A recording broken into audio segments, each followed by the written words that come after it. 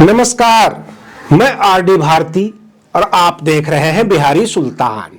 क्या बहन मायावती जी दिल्ली सरकार का किंग मेकर बनने जा रही हैं? दिल्ली विधानसभा चुनाव में क्या बहुत बड़ा चेंज आया है? सभी मीडिया घराना पहले सर्वे देती है, बाद में पीछा छुड़ाती है। कहने का तात्पर्य यह है कि 10-15 सीट ऐसे निकलने वाले हैं जिसके बारे में किसी मीडिया को नहीं पता। सब के सब कोई भाजपा को जिता देती है, कोई आम आदमी पार्टी को जिता देती है और जिताने के बाद यह कहती है कि यह कंफर्म रिपोर्ट नहीं है। इसका मतलब आम जनता को धोखा दे रही है। अगर आप हमारे चैनल पर नए हैं तो चैनल को सब्सक्राइब कर लीजिए, वीडियो अच्छा लगे तो इसे लाइक कर दीजिए और नीचे सब्सक्राइब काले रंग में लिखा हुआ है, उंगली दबाएंगे सब्सक्राइब हो जाएगा और 1 रुपये भी नहीं लगेगा। इसलिए थोड़ा सा सब्सक्राइब करके हमें हेल्प कीजिए। और मैं आपको सटीक खबरें देने वाला हूं दिल्ली विधानसभा चुनाव के बाद। कल तो रिजल्ट आ ही रहा है, कल सुबह से ही रुझान आने शुरू हो जाएंगे और सभी मीडिया, कहने का मतलब यह कि एक मोदी भक्त मीडिया है, एक मोदी विरोधी मीडिया है और गिने चुने स्पष्टवादी बहुजन पत्रकार हैं जो साफ सुथरा बोल लेते हैं अथवा कहने के लिए कुछ भी नहीं कहना चाहते हैं, डरते हैं कि दर्शक क्या कहेंगे। लेकिन मैं ठोक के कह रहा हूं, बसपा का वोट प्रतिशत बढ़ा है, बसपा के तरफ रुझान बढ़ी है और बहन जी की डिमांड भारतीय राजनीति में बढ़ गई है।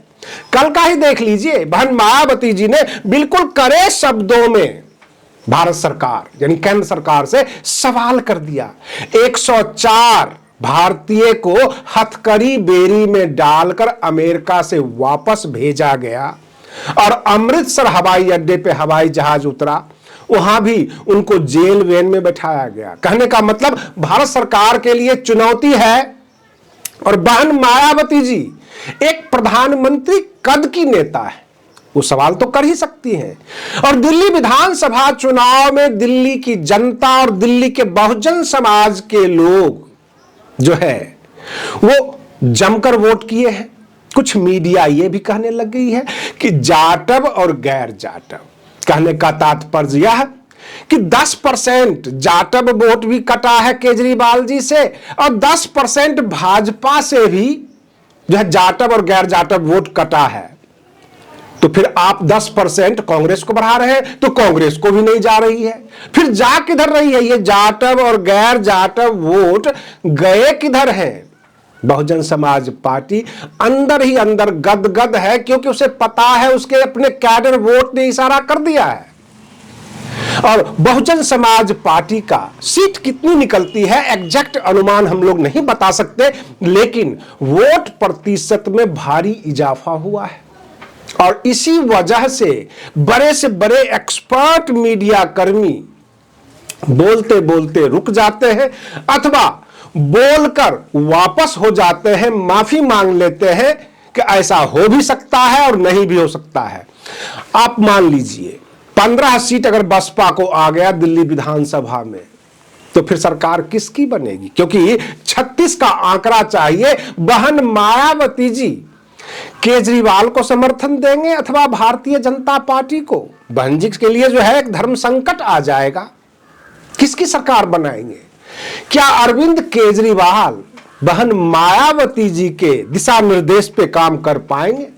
क्या ऐसा संभव है?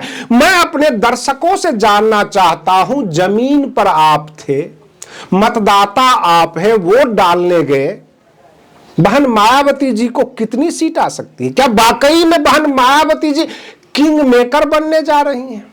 कहने का मतलब यह गाहे बगाहे ये तो पत्रकार कह रहे हैं कि बसपा का वोट बढ़ा है, बसपा की तरफ लोगों का रुझान था, लेकिन एक भी सीट देने को इसलिए तैयार नहीं है क्योंकि ये मीडिया कांग्रेस भाजपा आम आदमी पार्टी के दम पर ये मीडिया चल रही है। दर्शक ये सुनना पसंद कर रहे हैं कि आम आदमी पार्टी जीत रही है या भाजपा जीत रही है।